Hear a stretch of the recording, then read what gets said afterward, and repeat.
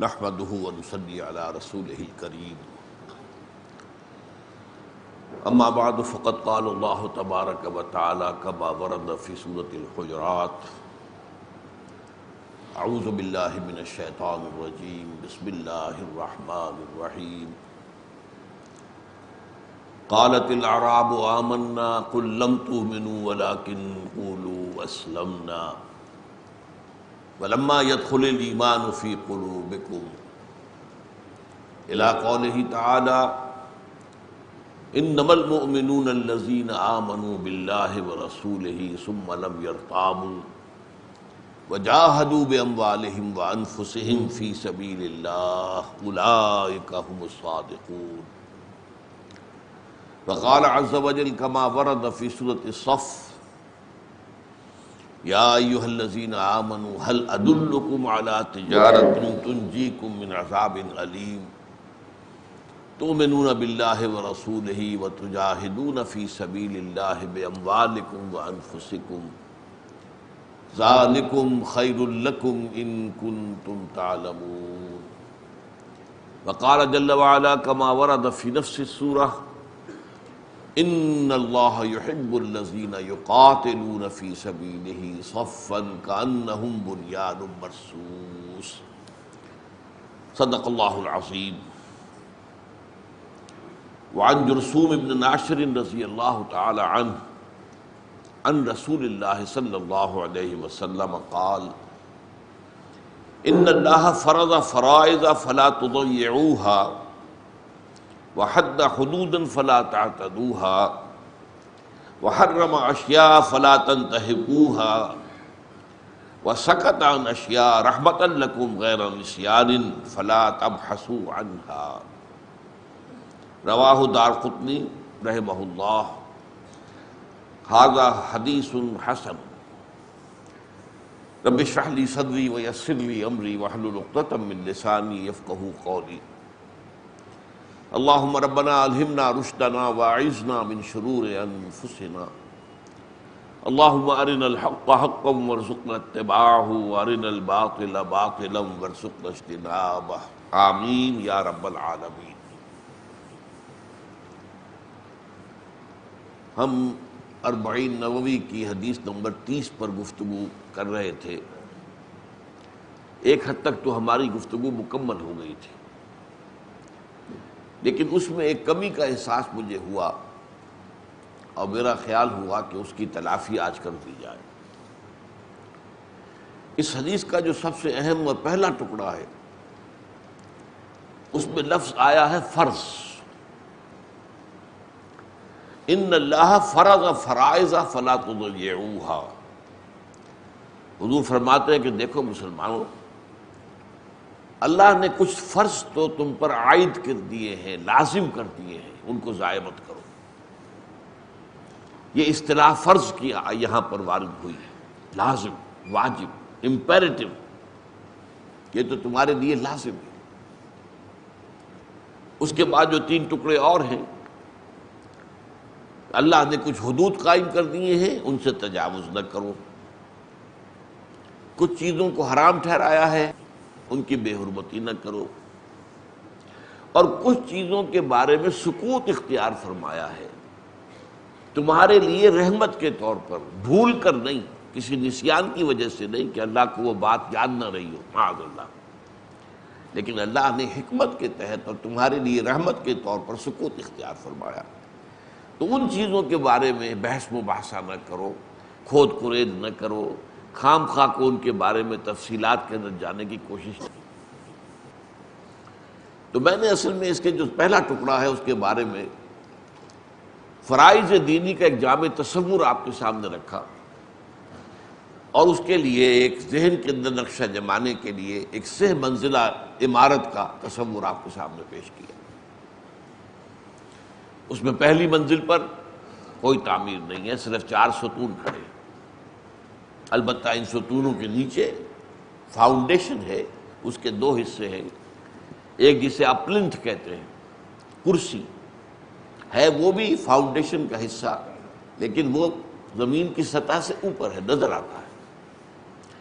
اصل فاؤنڈیشن، اصل جو بنیاد، تعمیر جو ہے، بنیاد جو ہے اس کی، وہ تو در حقیقت زیر زمین ہے، چھپی ہوئی ہے، نظر نہیں آتی، لیکن اصل جو ہے بنیاد تو وہی ہے۔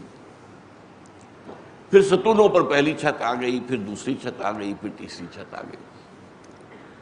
اب اس میں جن اصطلاحات دینی کا تذکرہ ہو گیا ہے میں صرف گنوا رہا ہوں۔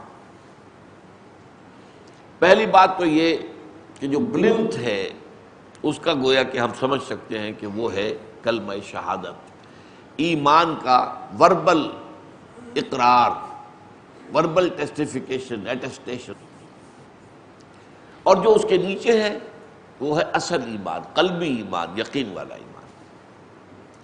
پھر 4 عبادات ہیں، نماز، روزہ، حج، زکوٰۃ۔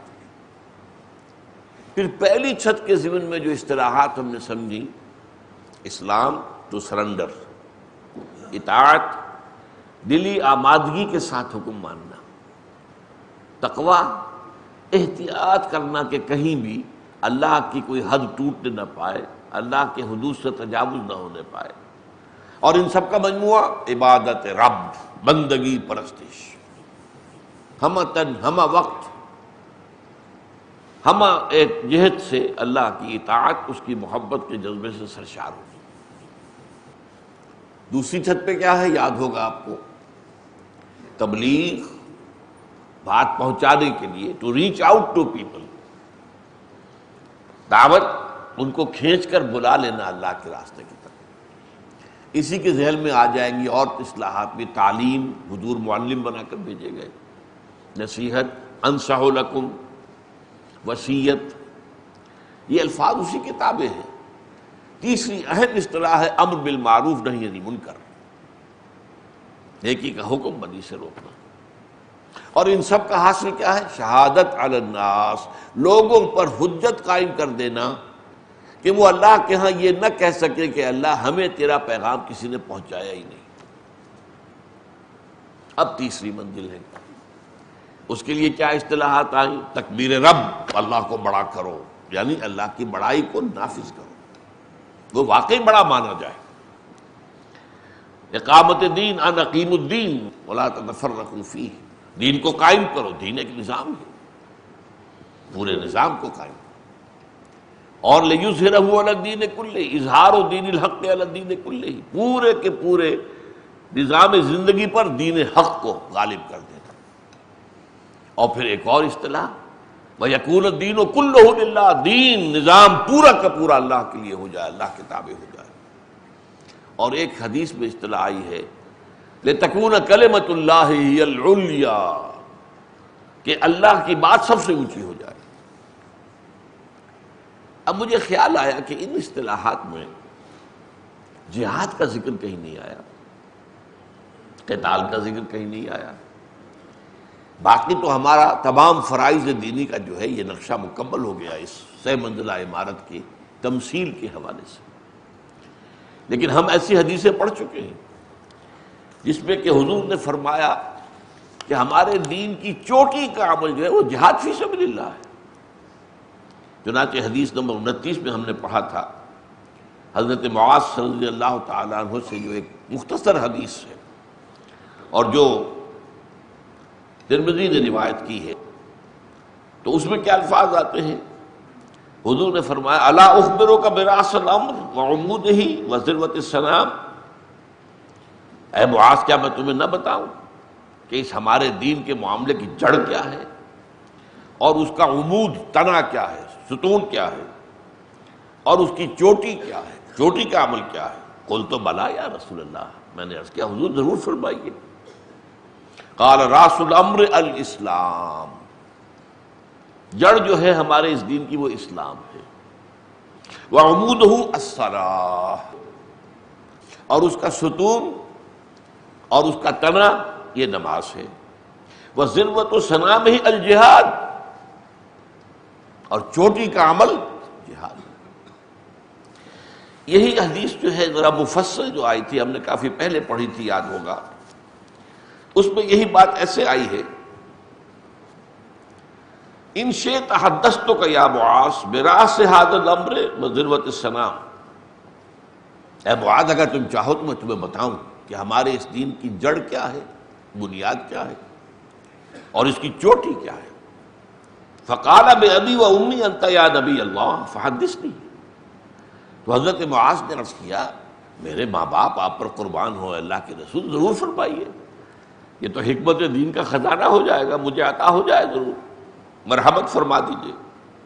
فقال نبی اللہ صلی اللہ علیہ وسلم، اس پر اللہ کے نبی صلی اللہ علیہ وسلم نے ارشاد فرمایا ان راس هذا الامر ان تشهد ان لا الہ الا اللہ وحدہ لا شریک لہ وان محمدا عبدہ ورسولہ، ہمارے اس دین کی جڑ تو یہ ہے کہ تو گواہی دے اس بات کی کہ اللہ کے سوا کوئی معبود نہیں، وہ اکیلا ہے، تنہا ہے، اس کا کوئی شریک نہیں، اور گواہی دے اس بات کی کہ محمد اس کے بندے ہیں اور رسول ہے صلی اللہ علیہ وسلم، وَأَنَّ قَوَامَ هَذَا الْأَمْرِ إِقَامُ الصَّلَاةِ وَإِيتَاءُ الزَّكَاةِ، اور اس کا جو تنا ہے، قائم رکھنے والی چیز ہے۔ اب یہاں دو چیزیں بیان کی، اس حدیث میں ایک آئی صرف نماز، یہاں نماز کے ساتھ زکوٰۃ کا اضافہ ہو گیا، اقام الصلاۃ و ایتاء الزکوٰۃ، نماز کا قائم کرنا اور زکوٰۃ کا ادا کرنا۔ وَإِنَّ ذِرْوَةَ السَّنَامِ مِنْهُ الْجِهَادُ فِي سَبِيلِ اللَّهِ، اور چوٹی جو ہے اس کی وہ ہے جہاد فی سبیل اللہ۔ یہ میں نے دونوں حدیثیں جو ہم پڑھ چکے ہیں، اس میں جو فرمایا گیا کہ چوٹی تو جہاد فی سبیل اللہ ہے، اور میں نے جو نقشہ آپ کے سامنے رکھا اس میں کہیں جہاد کا لفظ نہیں آیا، تو اس کی کمی کی آج تلافی کر رہا ہوں، اسی لیے میں نے وہ آیات آپ کو سنائی ہیں۔ سورہ حجرات کی آیات نمبر 14-15 کئی دفعہ بیان میں آ چکی ہیں۔ حضور اللہ نے فرمایا کہ اے نبی، یہ بدو دعویٰ کر رہے ہیں ایمان لانے کا، آپ ان سے کہہ دیجئے تم ایمان ہرگز نہیں لائے ہو، یوں کہو کہ ہم اسلام لے آئے، مسلمان ہو گئے، ہم نے سرنڈر کر دیا، ریزسٹنس ختم کر دی، we have given up resistance, we are surrendered, that's all. ابھی تک ایمان تمہارے دلوں میں داخل نہیں ہوا۔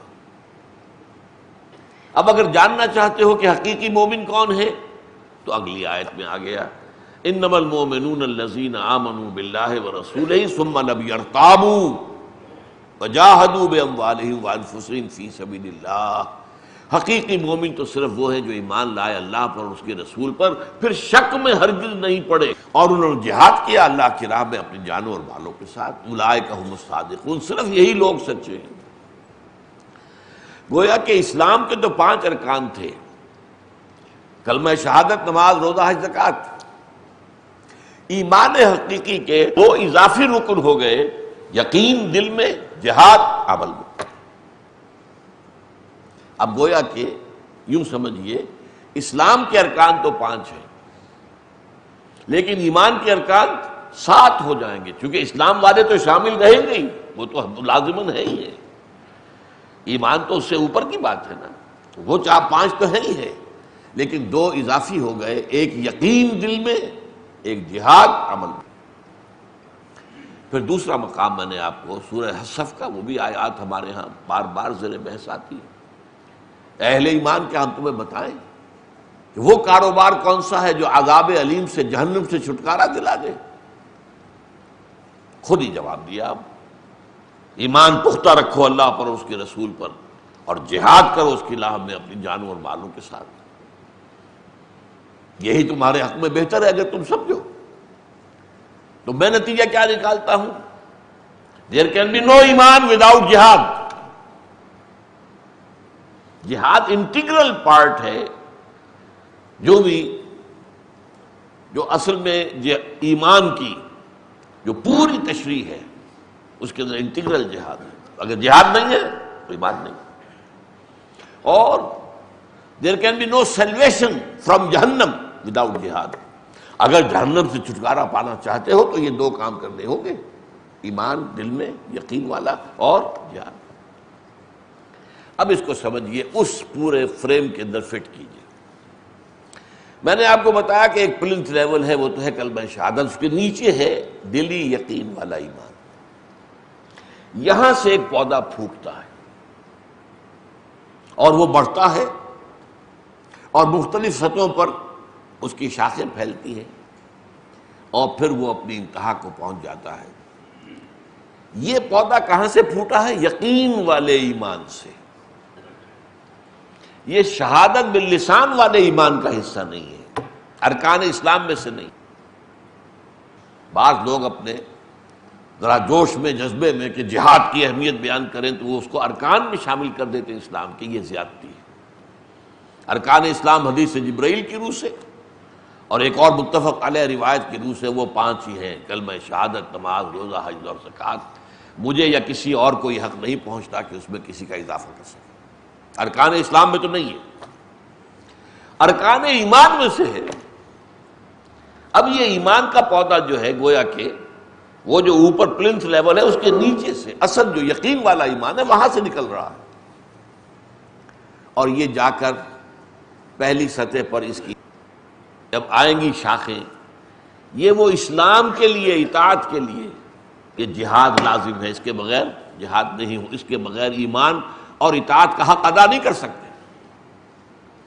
پھر اور اوپر چلتا ہے یہ دعوت و تبلیغ کے لیے. ظاہر بات ہے وقت لگے گا، محنت صرف ہوگی. یہی جہاد ہے، نفس کے ساتھ اور جان کے ساتھ اور مال کے ساتھ. پہلے دین سیکھو گے تو سکھاؤ گے، پڑھو گے تو پڑھاؤ گے، سمجھو گے تو سمجھاؤ گے، ایسے ہی تو نہیں. اور پھر اور اوپر جاتا ہے یہ پودا، یہ درخت، اور جو آخری سطح پر اس کی شاخیں پھیلتی ہیں وہ اقامت دین، دین کو قائم کرنے کی جد و جہد. یہ گویا کہ اس کا آخری اور اس کا نقطہ عروج. یہ ہے گویا کہ وہ جہاد کا تعلق اس کے ساتھ. اس لیے کہ سب سے پہلے آپ اللہ کے بندے بننا چاہتے ہیں جیسا کہ اس کا حق ہے، آپ کو 3 قوتوں کے ساتھ مقابلہ کرنا پڑے گا. سب سے پہلے آپ کا نفس امارہ، ان النفس لامارۃ بالسوء. یہ نفس تو برائی کا حکم دیتا ہی ہے. اندر سے نفس کے خلاف جہاد کرنا پڑے گا. یہ جہاد کی پہلی منزل ہے. پھر دوسری آئے گی، پھر تیسری آئے گی. لیکن ظاہر بات ہے کہ پہلی منزل اہم ترین ہوتی ہے. پہلی ہوگی تو دوسری بنے گی، دوسری ہوگی تو تیسری بنے گی. تو اہم ترین منزل کون سی ہے؟ اس کو آپ کہیں گے جہاد خلاف النفس، اپنے نفس کے خلاف جہاد. اسی لیے فرمایا حضور نے المجاہد من جاہد نفسہ. اصل مجاہد وہ ہے جو اپنے نفس کے ساتھ جہاد کر سکے. اور ایک اور حدیث میں جب حضور سے سوال کیا گیا ای الجہاد افضل یا رسول اللہ، اے اللہ کے رسول سب سے افضل جہاد کون سا ہے؟ تو فرمایا ان تجاہد نفسک فی طاعت اللہ. کہ اپنے نفس کے ساتھ کشاکش کرو، کشتی کرو، لڑو، اس کے خلاف جد و جہد کرو، اسے اللہ کا مطیع بناؤ. یہ جہاد کی پہلی منزل ہے. لیکن یہاں اسی پر 2 ضمنی جہاد اور آ جائیں گے. اس نفس کو اکسانے والا وہ شیطان لعین ہے. ان الشیطان کان لکم عدو فاتخذوہ عدوا. یہ شیطان تمہارا دشمن ہے تو اسے اپنا دشمن سمجھو. یوسوس فی صدور الناس، یہ وسوسہ اندازی کرتا ہے. جیسے کوئی آگ جو ہے ذرا کچھ اوپر اس کے خاکستر آ گیا، پھونکے مار کے آپ بھڑکاتے ہیں اس کو. یہ نفس کے اندر شیطان جو ہے پھونکے مارتا رہتا ہے. حضور نے مثال دی، یہ شیطان اپنی تھوتنی انسان کے دل پر رکھتا ہے اور اس میں پھونکے مارتا رہتا ہے. اس شیطان کے خلاف جد و جہد کرو، اس سے لڑائی کرو. فاتخذوہ عدوا، اسے دشمن سمجھو. وہ تمہیں نظر نہیں آتا، وہ تو تم پر حملہ کرتا ہے جہاں سے تم اسے نہیں دیکھتے. غیر مرئی ہے، جن ہے، اور اس کی جو اولاد ہے، اس کی جو اور جنات کے اندر جو اس کے جماعت ہے، وہ سب کے سب غیر مرئی ہے، نظر نہیں آتے. تو یہ جب تک کہ اس کے خلاف جہاد نہیں کرو گے تو کیسے تم اللہ کے بندے بن سکو گے، کیسے اپنے نفس کو تابع کر سکو گے؟ تو جہاد نفس کے خلاف، جہاد شیطان اور اس کی ضروریت معنوی و سلوکی کے خلاف. تیسرا جہاد تو اسی لیول پر ہے. ابھی پہلے لیول کی بات ہو رہی ہے. آپ انہیں چاہیں تو سب لیولز کہہ لیں.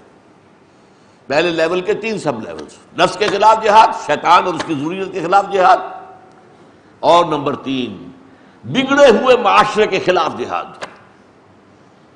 یہ معاشرہ آپ کو دھکیلتا ہے برائی کی طرف. کیا کریں جی، اب چلن ہی اس بات کا ہے. کیسے اب اگر یہ پردہ وردہ ہم کر دیں گے تو ہماری بچیوں کے کہاں رشتے ہوں گے؟ کون لے گا ہمیں؟ کون ہمارا داماد بننا پسند کرے گا اگر اس کو یہ معلوم ہو کہ میں گھر کے اندر تو جا ہی نہیں سکتا، مجھے تو باہر بیٹھک میں بیٹھنا پڑے گا، اس لیے کہ اندر تو میری سالیاں بھی ہیں، وہ تو نامحرم ہے۔ ہاں ساس محرم ہے، تمہاری اپنی بیوی محرم ہے، سالیاں تو محرم نہیں ہے۔ تو یہ معاشرہ دھکیلتا ہے۔ آپ رشوت لیتے تھے، آپ نے چھوڑ دیا، اب آپ کے گھر والے لڑیں گے، تمہارا دماغ خراب ہوا، فلاں حاجی صاحب ہے، فلاں وہ ہے، فلاں وہ ہے، سب رشوت لیتے ہیں، تمہیں کوئی تقویٰ کا ہیضہ ہو گیا؟ پہلے ہم کھاتے پیتے تھے، ناشتے کرتے تھے، اعلیٰ انڈے بھی ہوتے تھے، پراٹھے بھی ہوتے تھے، اب سوکھی روٹی مل رہی ہے۔ یہ معاشرہ آپ کو دباؤ میں ڈالے گا۔ بیٹیوں کے ہاتھ پیلے کرنے ہیں، کہاں سے کریں گے؟ جائز سے تو ہو نہیں رہا، جہیز کے بغیر ہوتا نہیں کچھ، کہاں سے لائیں گے؟ حرام سے کریں بھائی، مجبوری ہے، یہ معاشرہ دھکیل رہا ہے۔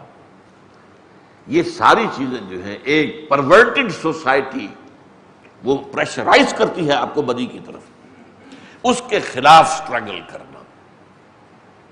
وہ جس کو کہا گیا ہے زمانہ باطن سازد، اگر زمانہ تمہارے ساتھ ہم آہنگی اختیار نہیں کرتا تو اب دو راستے ہیں۔ نمبر ایک تو بعد زمانہ بے ساز، تم زمانے کے رنگ میں رنگے جاؤ، فرکشن تو ختم ہو جائے گی نا۔ جدھر زمانہ جا رہا ہے تم بھی ادھر چلو، چلو تم ادھر کو ہوا ہو جدھر کی، تو فرکشن تو نہیں رہے گی۔ اور ایک یہ ہے زمانہ باطن سازد، تو بعد زمانہ ستیز، زمانہ تمہارے ساتھ ہم آہنگی نہیں کر رہا تو زمانے کے خلاف جنگ کرو۔ یہ وہی لفظ ہے ستیزہ کار رہا ہے ازل سے تا امروز، چراغ مصطفی سے شرار گلابی۔ زمانہ باطن سازد تو بعد زمانہ ستیز، زمانے کے خلاف سٹرگل۔ جو مثال میں دیا کرتا ہوں کہ اگر ایک ہجوم ایک طرف جا رہا ہے، آپ بھی ادھر ہی جا رہے ہو تو آپ کو کوئی سٹرگل کرنے کی ضرورت نہیں، وہ ہجوم خود ہی لے جائے گا آپ کو۔ اور اگر آپ اس کے برعکس چلنا چاہیں گے تو ہو سکتا ہے بڑی مشکل سے آپ 2 قدم چلیں اور پھر ہجوم کا ریلا آئے اور آپ کو 10 قدم پیچھے لے جائے، جو ہوتا ہے۔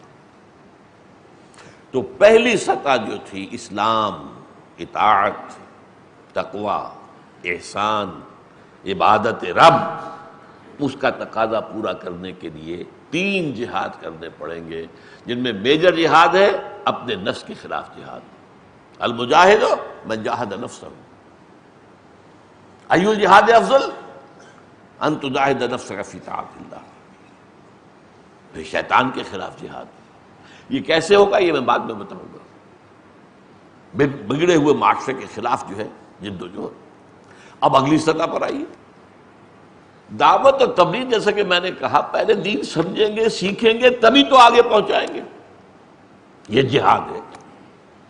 وہی وقت آپ لگاتے ہیں دنیا سیکھنے کے لیے، کوئی فن سیکھنے کے لیے، کوئی ہنر حاصل کرنے کے لیے، کوئی پی ایچ ڈی کرنے کے لیے، کوئی جو ہے پی ایچ ڈی کے علاوہ بھی اوپر جا کر جو ہے ایک کے اضافہ کر دے۔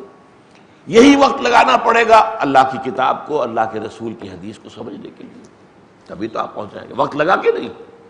اینڈ ٹائم از منی، وقت ہی تو دولت ہے۔ وقت ہی سے ایک ڈاکٹر جو ہے فیسیں لے رہا ہے، وہ وقت کا خرچ ہو رہا ہے۔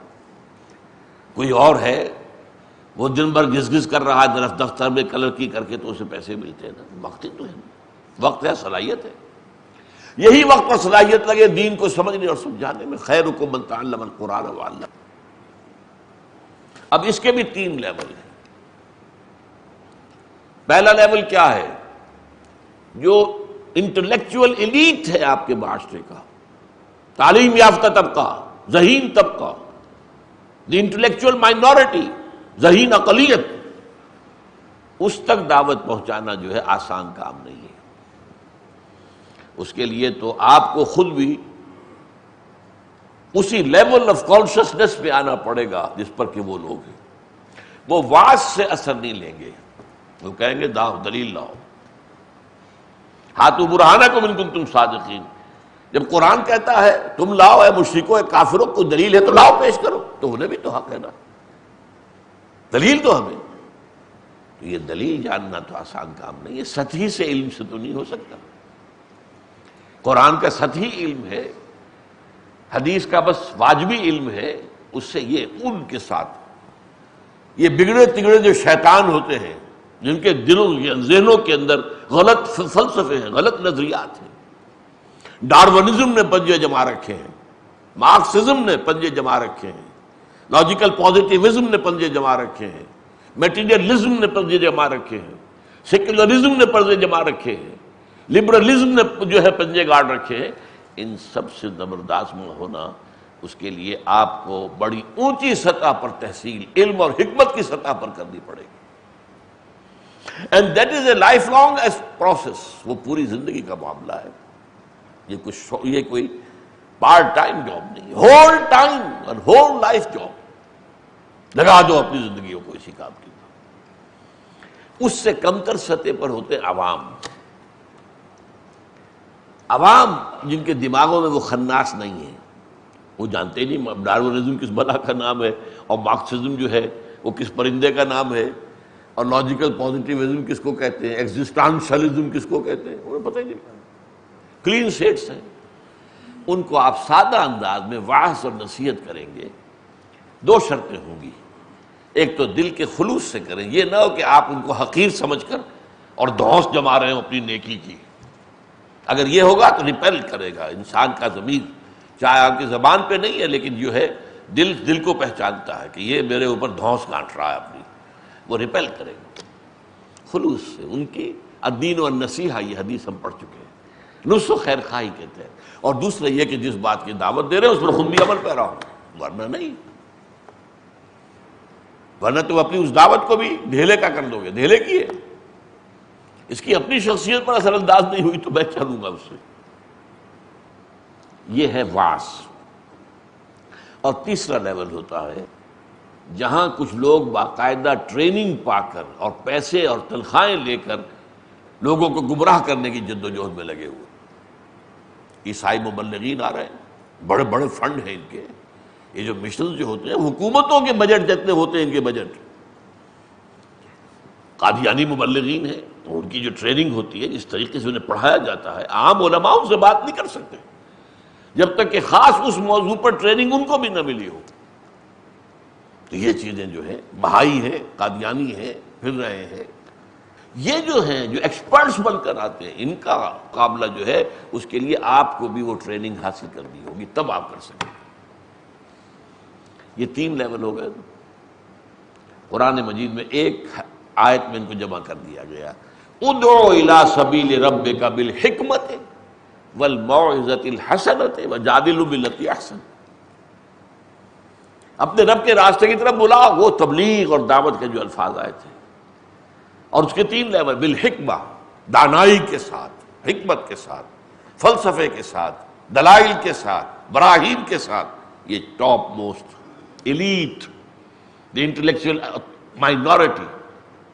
پھر والموعظۃ الحسنہ، اچھا وعظ، اچھی نصیحت لوگوں کو، لیکن وہ دل سے نکلے گا، دل پہ اتر جائے گا، اس لیے کہ دماغ کا بیریئر نہیں ہے۔ وہ پہلے لوگوں میں بیریئر ہے دماغ کا، وہ دماغ کے بیریئر کو پیئرس کریں گے آپ تو پھر ان کے دلوں تک پہنچیں گے، ورنہ نہیں پہنچ سکتے، وہ پردہ بہت بڑا ہے۔ لیکن یہ دوسری لیول جو عوام لوگ ہیں ان کے دلوں میں وہ حجاب ہے ہی نہیں، وہ بیریئر ہے ہی نہیں، تو دل سے نکلی بات دل پر جا اترتی۔ لیکن اچھا وعظ اور اس پر عمل، ومن احسن قولا ممن دعا الی اللہ وعمل صالحا وقال اننی من المسلمین۔ اس شخص سے بہتر بات کس کی ہوگی جو اللہ کی طرف بلائے اور نیک عمل کرے، اور یہ کہ میں بھی مسلمانوں میں سے ہوں۔ بھائی میں کوئی بہت بڑا مدعی نہیں ہوں کہ میں کوئی روحانیت کے بڑے اونچے مقام پر ہوں، میں علم کے بہت اونچے، کچھ نہیں بھائی، میں بھی عام مسلمان ہوں، تو میں بھی اسلام کی دعوت دے رہا ہوں، اسلام کی طرف عمل کرنے کی۔ میں کوئی اپنے آپ کو کوئی سپر ہیومن نہیں سمجھتا۔ میں نے تو آپ کو کئی دفعہ نوٹ کرایا کہ حضور نے کبھی اپنے آپ کو سپر ہیومن کی حیثیت سے پیش نہیں کیا۔ اسی معاذ بن جبل کی حدیث میں یہ الفاظ موجود ہیں نا، کہ جب حضرت معاذ نے عرض کیا کہ حضور یہ رات بھر کے سفر کی وجہ سے وہ جو بے خوابی کا ہے معاملہ، اس لیے لوگ فجر کی نماز پڑھ کے جب چلے ہیں اونگ رہے ہیں، اس لیے ان کی جو ہے وہ اونٹنیاں یا اونٹ جو ہے اب وہ بے مہار ہو گئے۔ جب وہ ان کا جو ساربان ہے وہ اونگ رہا ہے تو کیا ہوگا؟ جو سوار اونگ رہا ہے تو اونٹنی کو تو آزادی ہے، وہ ناشتہ کرے، ادھر سے اسے کیکر کا درخت نظر آ گیا ادھر جائے گا، منہ مارے گی، پھر چل پڑے گی، پھر آگے چلے گی۔ اس پر حضور نے کیا فرمایا؟ انا کنت ناعسا، ہاں بھائی میں تو خود بھی اونگ رہا تھا۔ حضور نے یہ نہیں کہا یہ کیسے، کیوں اونگ رہے ہیں؟ میں بھی اونگ رہا تھا، جو بشری تقاضے ہیں وہ مجھ پر بھی ہے۔ لہذا اس پہلو سے یہ ہے کہ جو بھی عام آدمیوں کے اندر عام آدمی بن کر دعوت دو انہیں، یہ نہیں کہ ان کے اوپر اپنے تقویٰ اور اپنے زہد اور اپنے جو ہے کوئی درجہ احسان اس کا کوئی روپ گاٹو۔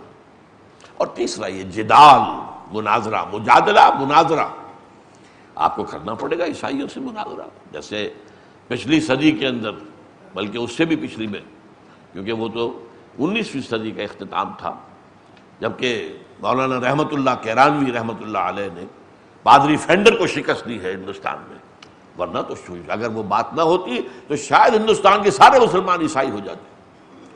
لیکن فینڈر تو چلا تھا کلکتے سے چل کر اور دلی تک آ گیا، اور ہر جگہ بڑے شہر میں اس نے علماء کو شکستیں دی، اس لیے کہ ہمارے علماء بائبل پڑھتے ہی نہیں، نہ تورات پڑھی نہ انجیل پڑھی۔ وہ آتے تھے تیاری کر کے، پورے قرآن مجید کا ماسٹر ہو کر، عربی زبان کے اندر وہ بڑے فلوئنٹ ہو کر آتے تھے، تیار ہو کر آتے تھے، تو کیسے مقابلہ کر لیں؟ اس کے لیے تو تیاری ہونی چاہیے پہلے۔ اگر وہ آپ کے قرآن پر حملہ کر رہے ہیں تو آپ کو معلوم ہونا چاہیے کہ انجیل کے کون کون سے مقامات ہیں جہاں پر آپ جھول دکھا سکتے ہو، تب چپ ہوں گے نا۔ اس دور میں ہمارے ہاں شیخ احمد دیدات نے وہ کام کیا، اب جو ہے آپ کو معلوم ہے ڈاکٹر ذاکر نائک وہ کام کر رہا ہے، اور ڈاکٹر ذاکر نائک نے تو ہندو مت کے خلاف بھی، اور ان کی کتابوں سے جو ہے ان کے حوالوں سے ان پر حجت قائم کر رہے ہیں۔ یہ جو ہے جادلہم باللتی احسن، لیکن گالی مت دینا، وہ تمہیں گالی دے تم گالی مت دینا، وہ اللہ کو برا بھلا کہے تم ان کے معبودوں کو برا بھلا مت کہنا، کہیں ایسا نہ ہو کہ ان کی حمیت بھڑک اٹھے، نہیں سنتے تمہاری بات، نہیں، بلکہ یہ ہے کہ اس کے لیے مجادلہم باللتی احسن، اچھے طریقے سے ان کے بھی جذبات و احساسات کا پاس کرتے ہوئے اس پر ان کے ساتھ دعوت دو۔ تو یہ دوسرے لیول کے جہاد کے 3 سب لیول ہو گئے۔ دعوت و تبلیغ انٹلیکچوئل ایلیٹ کو نمبر 1، دعوت و تبلیغ عوام الناس کو نمبر 2، اور نمبر 3 جو ہیں بگڑے تگڑے جو آ کر، جو تو در حقیقت انہیں تو تنخواہیں ملتی ہیں اسی بات کی کہ مسلمانوں کو گمراہ کرو، تو ان کا مقابلہ، جو ہے انہی کی جگہ پر اسی میدان میں آ کر کرنا۔ اب آئیے تیسرا لیول ہے اللہ کے دین کو قائم کرنا، یہ سب سے مشکل ہے۔ یوں سمجھیے کہ یہ درخت اب اپنی چوٹی کو پہنچ رہا ہے، نظام کو بدلنا، انقلاب برپا کرنا۔ ہر نظام کے ساتھ کچھ ویسٹڈ انٹرسٹ ہوتے ہیں لوگوں کے، جس کو آپ آج کل پڑھتے ہیں عام طور پر اسٹیٹس کو۔ وہ لوگ جو ہیں جن کے مفادات ہیں وہ چاہتے ہیں اسٹیٹس کو رہے، یہ ہمارا نظام جو ہے اسے کوئی نہ چھیڑے۔ جاگیرداری نظام ہے، کبھی جاگیردار پسند کرے گا کہ ہمارے نظام کو ختم کیا جائے؟ ناممکن۔ جو بھی نظام دنیا کے اندر ہے اس کے ساتھ ویسٹڈ انٹرسٹ اور مراعات یافتہ طبقات ہوتے ہیں، وہ طبقات جن کو خاص مراعات اس میں حاصل ہوتی ہیں، وہ کبھی بھی اپنی مراعات چھوڑنے کو تیار نہیں ہوتے۔ یہاں تصادم کرنا پڑے گا، فزیکل تصادم ہوگا۔ اس سے پہلے کیا تھا؟ اندر ہی اندر آپ کے ایک ہو رہا تھا جہاد نفس کے خلاف اور شیطان کے خلاف، تو اندر ہی اندر تھا نا۔ دوسرے نمبر پر جہاد ہو رہا تھا نظریات کے خلاف، باطل عقائد کے خلاف، اس میں جنگ تو نہیں تھی، اس میں تصادم نہیں تھا۔ جائزہ نہیں ہے کہ کوئی آپ کو گالی دے جائے گا، کوئی آپ کو جو ہے برا بھلا کہہ دے گا، مارے گی تو نہیں۔ نظام کو بدلنے کے لیے تو ہتھیلی پر جان رکھ کر میدان میں آنا پڑے گا۔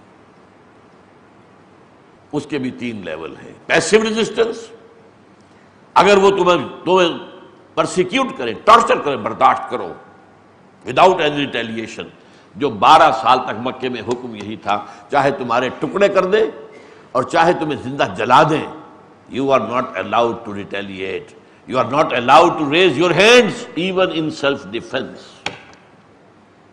اس تصادم کا پہلا مرحلہ یہ تھا، اور یہی اصل میں جو کامیابی کا سب سے بڑا راز ہے محمد کا صلی اللہ علیہ وسلم، وہ یہی ہے۔ اس سیرت کو سمجھا ہی نہیں ہے لوگوں نے۔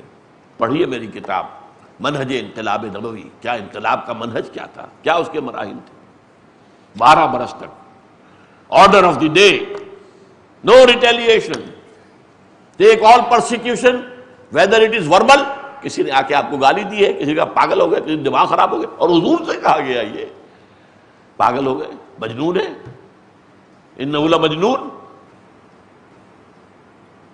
کذاب، ساحر کذاب، یہ سب کہا گیا۔ برداشت کرو اے محمد، صبر کرو، فاصبر علی ما یقولون واہجرہم ہجرا جمیلا، صبر کیجئے جو کچھ یہ کہہ رہے ہیں۔ اور یہ نہیں ہے کہ آپ کو تکلیف نہیں پہنچی، ہمیں معلوم ہے۔ اللہ فرماتا ہے سورہ ہجر کے آخر میں وَلَقَدْ نَعْلَمُ أَنَّكَ يُضِيقُ صَدْرُكَ بِمَا يَقُولُونَ، ہمیں معلوم ہے اے نبی، اے محمد صلی اللہ علیہ وسلم، کہ جو کچھ یہ کہتے ہیں اس پر آپ کا سینہ بھجتا ہے، اندر سے دکھ ہوتا ہے۔ یہی تھے جو میرے قدموں میں اپنی آنکھیں بچھاتے تھے، یہی ہے جو آج صادق الامین کہتے تھے، جا صادق ذا الامین، آج یہ مجھے جھوٹا کہہ رہے ہیں، کذاب کہہ رہے ہیں، شاعر کہہ رہے ہیں، ساحر کہہ رہے ہیں، مسحور کہہ رہے ہیں، رجلا مسحورا۔ چاہے وہ وربل پرسیکیوشن ہو چاہے فزیکل ہو، جھیلو، برداشت کرو۔ اس کے بعد ایک وقت آتا ہے جبکہ کافی تعداد ہے، now you can challenge the system. ظاہر بات ہے 2-4 آدمی، 200-400 آدمی سے سسٹم چینج نہیں ہوتا، چیلنج نہیں ہو سکتا۔ آج کل کے حساب سے لاکھوں آدمی چاہیے۔ اب اگر آپ کو اندازہ ہے، اب آپ اس نظام کے خلاف کوئی حرکت کیجئے، عملی ایکٹیو ریزسٹنس جسے کہتے ہیں، اور پھر تصادم ہوگا، تصادم میں جانے دینے کو نہیں تیار رہو، میدان میں آ جاؤ، چاہے وہ 2 طرفہ تصادم ہو جیسے کہ حضور کی سیرت میں نظر آتا ہے، چاہے آج کے دور میں ایک خاص شکل آئی ہے یک طرفہ تصادم، یک طرفہ جنگ۔ آپ نہ مارے کسی کو، سسٹم کو بلاک کر دیں، جیسے ہم کہتے ہیں کہ دھرنا دیں گے، یہ کریں گے، گھیراؤ کریں گے۔ یہ کام جو ہے یہ آج کے دور میں یہ نئی شکل پیدا ہوئی ہے، بجائے 2 طرفہ جنگ کے۔ یوکرائن میں اسی طرح انقلاب آ گیا، بھاگ گیا، وہ جو صدر تھا اسے بھاگنا پڑا، جب سیلاب آ گیا لوگوں کا اور پارلیمنٹ کے اوپر حملہ آور ہو گیا تو وہ بھاگا پچھلے دروازے سے جان بچا کر۔ یہ جارجیا میں ہوا، یہ لیٹن امریکہ میں کئی ممالک میں ہوا، یہ ہو رہا ہے۔ تو یہ ہے، لیکن اپنی جان دینے کو تو تیار رہنا پڑے گا۔ ہو سکتا ہے کہ وہ حکومت جو ہے حکم دے اور آپ پر گولیاں چلے، دے دو جان، تو جان دی ہوئی اسی کی تھی، حق تو یہ ہے کہ حق ادا نہ ہوا۔ تو یہ ہے جہاد سے اب قتال آ گیا، یہ ہے آخری نمبر۔ گویا کہ میں نے 8-9 منزلیں آپ کے سامنے بیان کی ہیں جہاد کی، 3 جو لیولز تھے اس کے اوپر ایک پر 3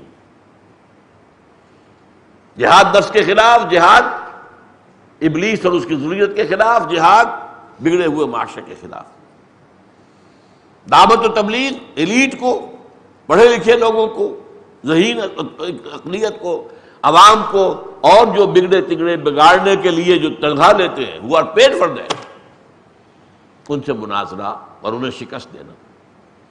اور پھر میں نظام کے خلاف جو ہو پیسو ریزسٹنس، ایکٹیو ریزسٹنس، اور پھر جان ہتھیلی پر رکھ کر میدان میں، یہ قتال کا مرحلہ ہو جائے گا جو سب سے اونچا ہے۔ اس لیے میں نے سورہ صف کی وہ آیت بھی آپ کو سنائی کہ ان اللہ یحب الذین یقاتلون فی سبیلہ صفا کانہم بنیان مرصوص، اللہ تعالیٰ کو تو اپنے ان بندوں سے محبت ہے جو اس کی راہ میں جنگ کرتے ہیں، صفے باندھ کر، گویا کہ سیسا پلائی ہوئی دیوار ہے۔ اب آپ نے سمجھا کہ وہ 3 منزلہ عمارت ہے، اس میں ظاہر بات ہے کہ پہلی منزل سے اوپر چڑھنے کے لیے سیڑھی چاہیے نا، سیڑھی چڑھنے کے لیے طاقت چاہیے، وہ جہاد کا پہلا مرحلہ ہو گیا۔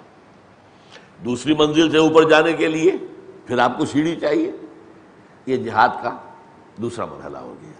پھر اس کو آخری منزل تک جانے کے لیے پھر سیڑھی چاہیے، وہ سیڑھی چلی آ رہی ہے، یہ جہاد ہے۔ اب آخری بات، ہتھیار کیا ہے آپ کے پاس؟ نفس کے خلاف جہاد کرنے کے لیے ہتھیار کیا ہے؟ قرآن۔ قرآن پڑھو پڑھو پڑھو پڑھو، اسے اپنے اندر اتارو اتارو اتارو۔ قم اللیل الا قلیلا نصفہ او انقص منہ قلیلا او زد علیہ ورتل القرآن ترتیلا۔ یہ قرآن نور ہے، جتنا نور اندر جائے گا تاریکیاں چھٹتی جائیں گی، اور نور بڑھا اور تاریکیاں ختم ہوئی، اور نور بڑھا تاریکیاں ختم ہوئی۔ جہاد کیا ہے؟ بذریعہ قرآن۔ دعوت و تبلیغ میں کیا ہے ہتھیار؟ قرآن۔ قرآن کے ذریعے ہی، قرآن میں حکمت ہے، ذالک مما اوحی الیک ربک من الحکمہ، قرآن سے حکمت سیکھو اور حکمت کی سطح پر دعوت و تبلیغ دو، قرآن سے واعظ حاصل کرو اور اس واعظ کے ذریعے سے دعوت و تبلیغ دو، قرآن مجید سے سمجھو کہ مشرکین کے خلاف کیسے مناظرہ ہوا، منافقین کے خلاف کیسے ہوا، اہل کتاب کے خلاف کیسے ہوا، قرآن میں ہے۔ اس کے حوالے سے کیا ہے، یہ گویا کہ دونوں تینوں لیولز کے اوپر ہتھیار کیا ہے، قرآن۔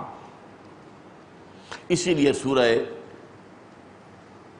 الفرقان میں فرمایا گیا فَلَا تُطِعِ الْكَافِرِينَ وَجَاهِدْهُمْ بِهِ جِهَادًا كَبِيرًا۔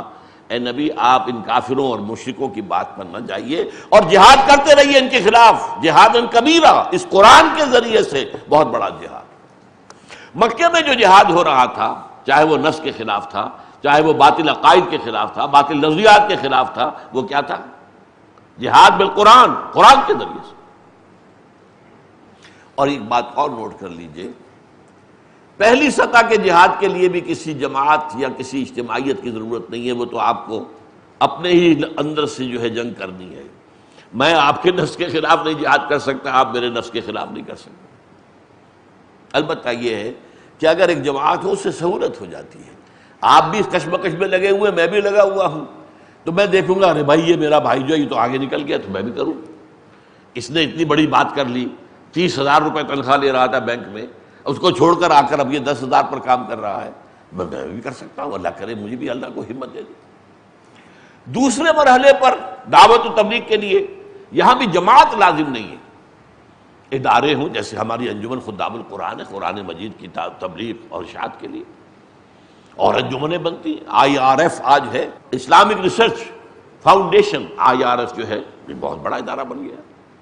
وہ ادارے، انسٹیٹیوٹس یہ کافی ہیں۔ تیسرے مرحلے پر آ کر اب جہاد بالقرآن کے بعد جہاد بالسیف، جہاد بالید، طاقت کے ساتھ، تلوار کے ساتھ، یہ جہاد جو ہے یہ ہے جس کا نام قتال ہے۔ اور اس کے لیے شرط لازم ہے جماعت، یہ انفرادی طور پر نہیں ہو سکتا، یہ اداروں کے ذریعے جماعت، سمع و طاعت والی جماعت۔ علیکم بالجماعہ انی آمرکم بخمس اللہ امرنی بہن بالجماعت والسمع والطاعت والہجرت والجہاد فی سبیل اللہ۔ اے مسلمانوں، میں تمہیں 5 باتوں کا حکم دے کر جا رہا ہوں، اللہ نے مجھے ان کا حکم دیا، اپنی طرف سے نہیں کہہ رہا۔ جماعت کی شکل اختیار کرو، حکم سنو امیر کا اور اطاعت کرو، اور اس شکل، اس جماعت کے ساتھ پھر جہاد بھی کرو اور ہجرت بھی کرو۔ یہ اصل میں آخری درجے کے لیے لازم، علیکم بالجماعہ، یہ لازم ہے۔ ہاں پہلے درجے کے لیے ضروری نہیں ہے، دوسرے درجے کے لیے ادارے کافی ہیں، ادارے ہیں، انسٹیٹیوٹس ہیں، انجمنیں ہیں، فاؤنڈیشنز ہیں، وغیرہ وغیرہ، نشر و اشاعت کے ادارے ہیں، وغیرہ وغیرہ۔